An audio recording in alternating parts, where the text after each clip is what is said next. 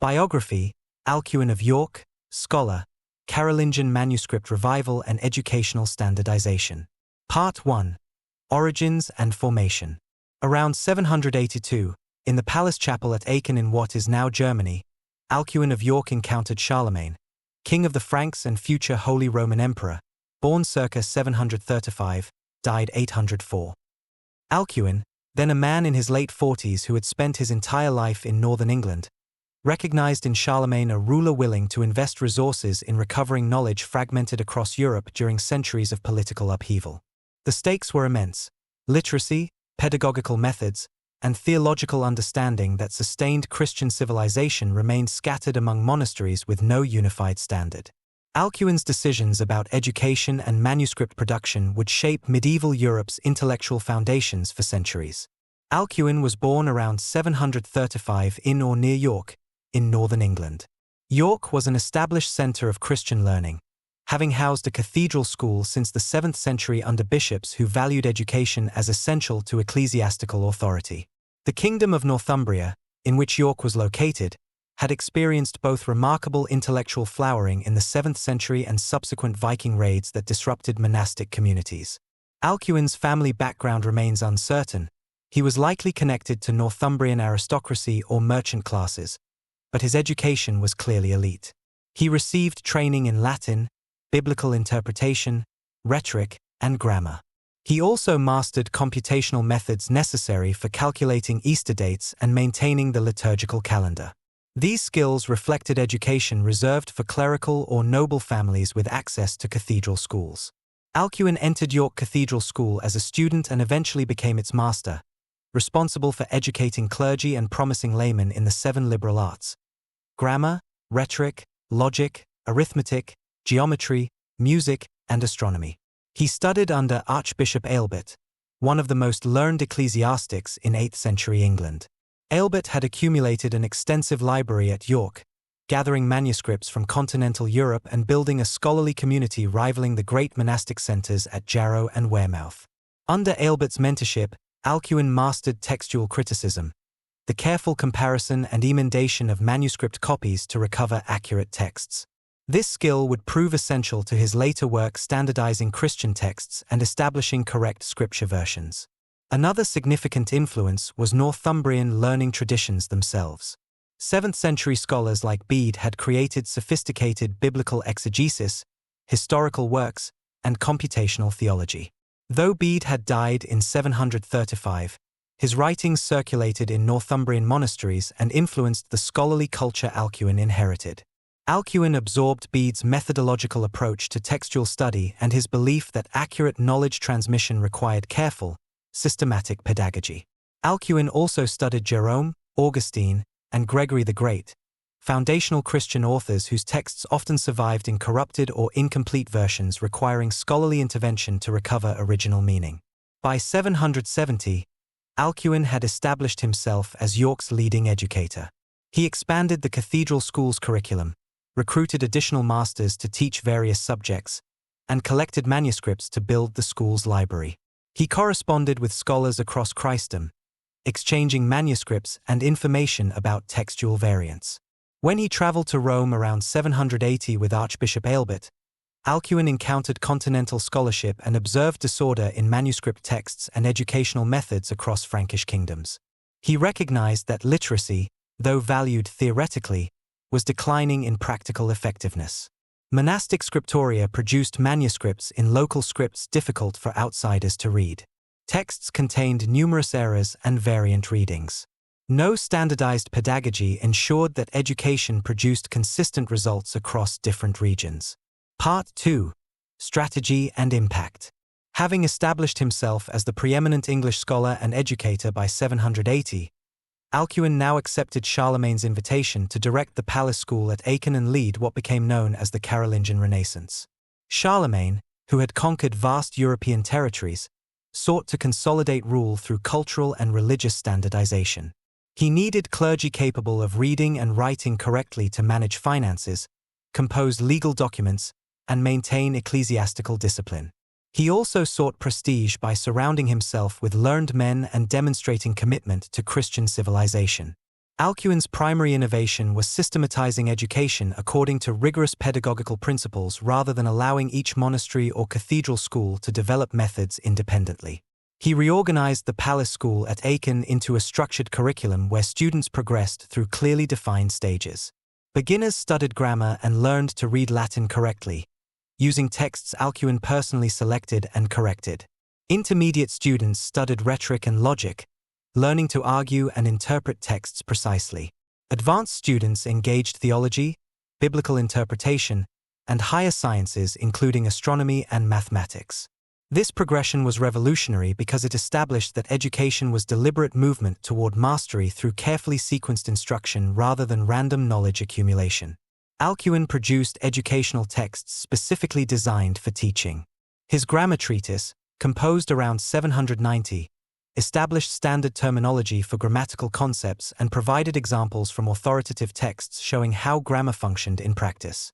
He wrote rhetorical manuals explaining how to construct arguments persuasively, drawing on classical Roman rhetoric while adapting it to Christian contexts. He composed arithmetic treatises explaining computational methods essential for managing monastic estates and calculating ecclesiastical dates. He wrote numerous biblical commentaries and theological treatises addressing disputed questions about doctrine and scriptural interpretation. These texts circulated throughout the Carolingian Empire, creating shared intellectual reference points across geographically dispersed learning centers. The second major innovation involved manuscript production and standardized script development. Charlemagne's scribal workshops at Aachen and throughout the empire produced manuscripts in the clear, legible script that became known as Carolingian minuscule. Though Alcuin did not invent this script, it developed gradually through many scribes' work. He championed its standardization and insisted that all manuscripts under his direction conform to standards. Carolingian minuscule used lowercase letters with consistent spacing and clear word division, replacing dense, difficult-to-read scripts dominating early medieval manuscripts. This innovation made texts vastly more accessible. Readers trained in one regional script could now read another monastery's manuscripts. Thousands of classical and Christian texts survive today only because they were copied in Carolingian minuscule, preserving knowledge that might otherwise have been lost. Between 782 and 796, Alcuin compiled the definitive Latin Bible version, known as the Alcinian Bible. He compared hundreds of manuscript copies, identified errors and variant readings, and produced standardized text intended as authoritative throughout Frankish domains. This was an enormous scholarly undertaking requiring systematic comparison of multiple manuscript traditions and careful judgment about which reading was most likely original. Charlemagne promoted this Bible as the official text for all churches under his control, helping establish religious and liturgical uniformity. Alcuin oversaw numerous copies production, ensuring churches throughout the empire possessed identical texts. Alcuin faced opposition from several quarters. Some conservative clergy resisted educational reform, viewing old methods as sanctified by tradition and fearing that change corrupted ecclesiastical practice. Other scholars questioned whether centralizing authority over texts and pedagogy was appropriate. Alcuin responded by demonstrating that standardization did not mean eliminating all local variation, but rather establishing shared foundations upon which legitimate diversity could build. By positioning himself as restoring what had been lost rather than implementing radical change, Alcuin reduced resistance and made reforms seem traditional and conservative. Part 3. Legacy and Meaning. After transforming education and manuscript production throughout the Frankish Empire between 782 and 796, Alcuin now shifted focus toward consolidating reforms and establishing permanence through institutional arrangements and trained successors. In 796, Charlemagne appointed Alcuin abbot of the monastery of Saint Martin at Tours, one of the most important monastic institutions in the Frankish realm. Alcuin accepted this position to ensure that reforms he had initiated would continue and deepen beyond his lifetime. At Tours, he applied systematic approaches to education and manuscript production that had characterized Aachen work. He recruited capable monks to teach and copy manuscripts, establishing Tours as a learning center producing manuscripts of exceptional quality. Alcuin trained numerous students and monks who carried his educational philosophy to other institutions. Among his most significant students was Rabanus Maurus, who became abbot of Fulda and himself a prolific educator and author. Rabanus synthesized Alcuin's pedagogical methods with additional theological content, producing comprehensive educational works that remained in use for centuries. Other students established schools and scriptoria modeled on Alcuin's principles. Though Alcuin could not personally oversee all institutions, the educators he trained replicated his methods widely, ensuring continuity and expansion of reforms. Alcuin's health declined in final years. He suffered from what contemporary sources describe as arthritis and general infirmity that reduced his ability to write and teach. He withdrew from active administration around 802, spending final years in prayer and theological reflection. He died at Tours on May 19, 804, at approximately 69 years of age. He was buried in the monastery church at Tours. His death marked the end of an era while his reforms had taken root sufficiently to continue through trained successors. Alcuin's core philosophy rested on three interdependent principles. First, he believed knowledge existed to serve religious faith and Christian civilization. Education was not an end in itself but a means to understanding scripture, theology, and proper Christian social ordering. Second, he held that rigorous methodology was essential to knowledge. Careless manuscript copying, imprecise language use, and unsystematic pedagogy undermined both knowledge and faith. Third, he believed knowledge should be systematically transmitted to new generations and preserved in written form.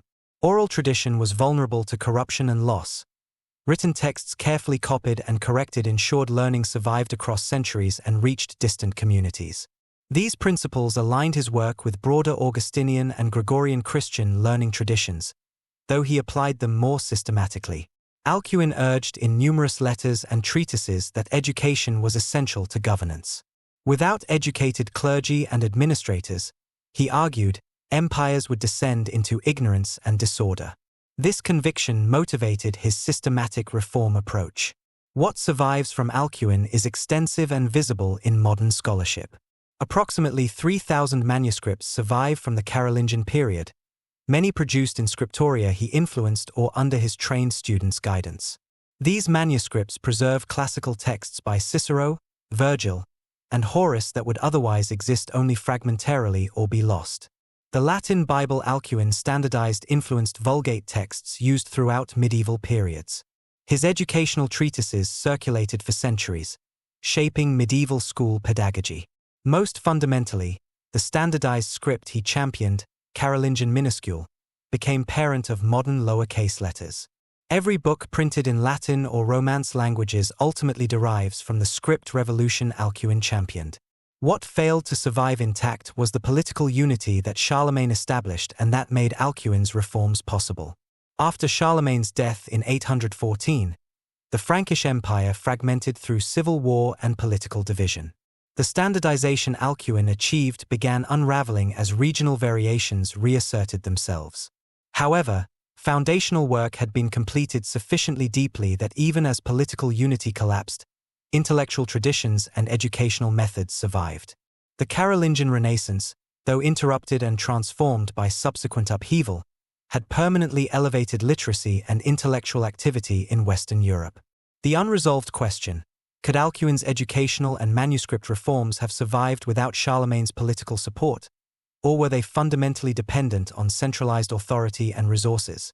The unforeseen consequence, the very standardization Alcuin achieved, inadvertently created conditions for later suppression of alternative traditions and local intellectual practices that might have enriched medieval learning.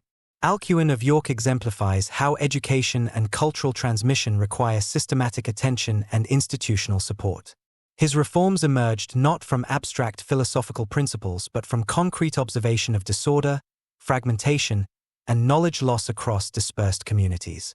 His systematic pedagogical approach, commitment to accurate texts, and conviction that learning required deliberate generational transmission shaped not only the Carolingian period but medieval and early modern Europe's entire intellectual structure.